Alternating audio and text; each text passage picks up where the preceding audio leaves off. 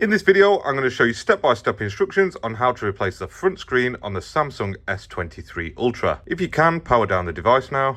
You need to apply heat to this back cover to remove it. I've had it on the hot plate for the last 5 or 10 minutes. You can, however, use a heat gun or hairdryer to achieve the same effect. And then we're going to take a single-sided razor blade to create a small incision and a small gap in the back cover.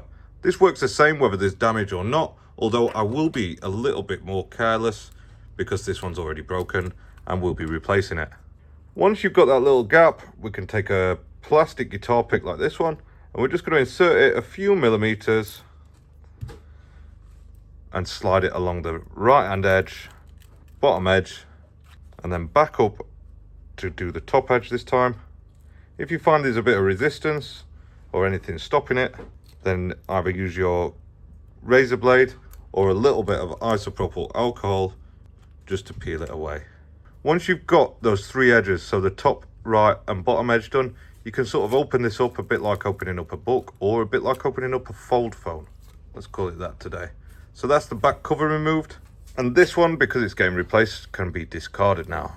The part that we're using is a genuine Samsung S23 Ultra service pack from Samsung. However, unlike other videos for the S22 Ultra on our channel, you will notice that this one comes without the frame. I'm not sure why Samsung have started doing this, but as you can see, this comes as just the OLED panel, and the bezel on these is incredibly thin. So it's important that you order the genuine rework kit alongside it as well. But what we're going to do, we're going to take our time and we're going to remove the front screen from this one so that we can swap it out. We now need to remove these screws that hold down these shields and speakers on the back cover. And that underneath that is going to reveal our connector for the display. All these screws are the same size, so there's no worries about mixing any of these up. And if you like repair content just like this, make sure that you're subscribed for more videos. Now we can disconnect this flex cable just here for the wireless charging coil, and then we're going to lift up this metal shield. I have missed a screw over in this left hand edge here. Remove that, and then we can peel back this.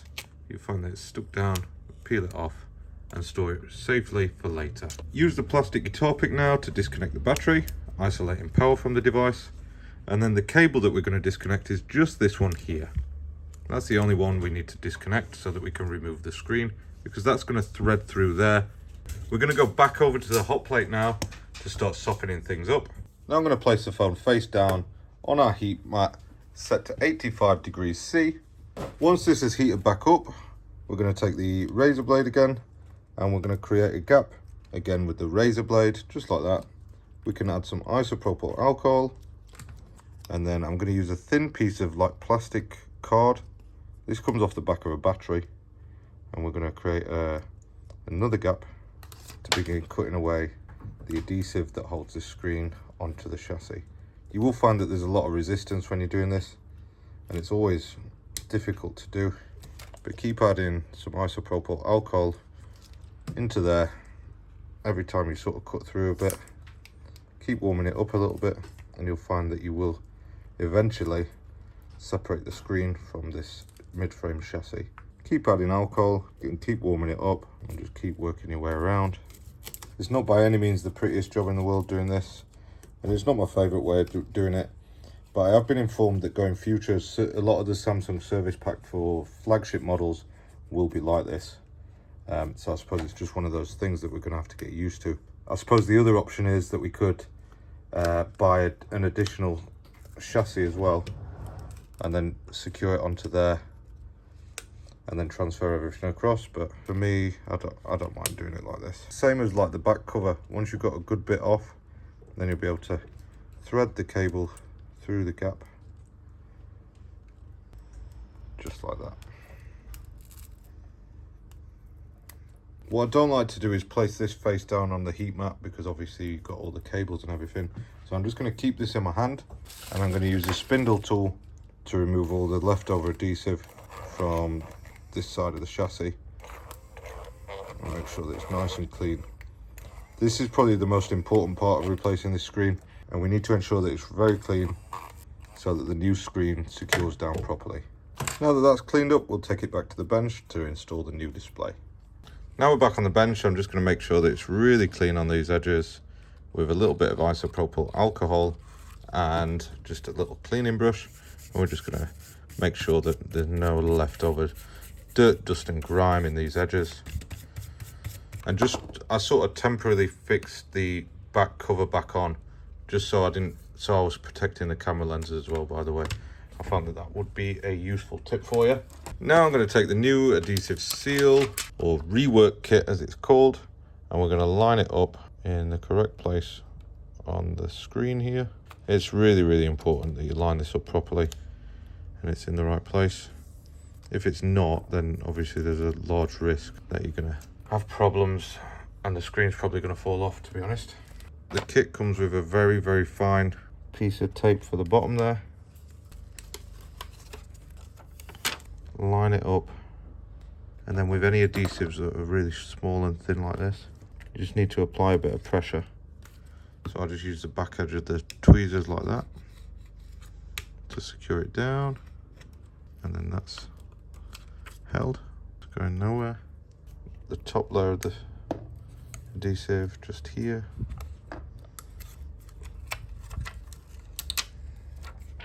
And then the final bit to go on is just this very thin stuff that sits on the metal frame there, and then we can peel that off as well. That's the stuff what holds the sort of screen in place. Now to attach the new screen, and then we're just going to sort of thread this through there. And with that threaded through, we're going to really concentrate on lining up this top left corner first. Allow the rest of it to secure down on this edge, and then that should allow the rest of it to follow suit and line up nicely and stick down. So that's stuck on perfectly. And now we can reattach this cable up the top. The cable for the screen will have connected here, so we'll just give it a squeeze to make sure. And yeah, there's no clicking and there's no movement there, so that's definitely secure.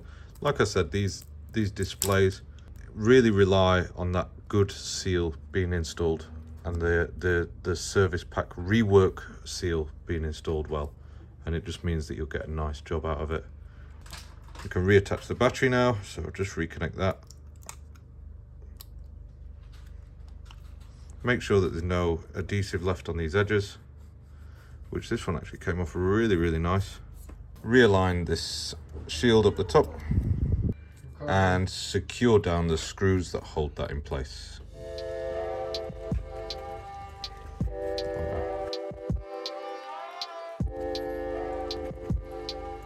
So with all these screws re-secured, all that remains is to make sure that that's stuck down properly just here. We all saw the condition of the back cover at the start of the video, so we've got a brand new service pack back cover as well. These service pack back covers come with the adhesive pre-applied and a little protective film over the camera. As we've had this camera off, I always recommend blowing the dust out as much as we possibly can. Just with one of these small handheld dust blowers.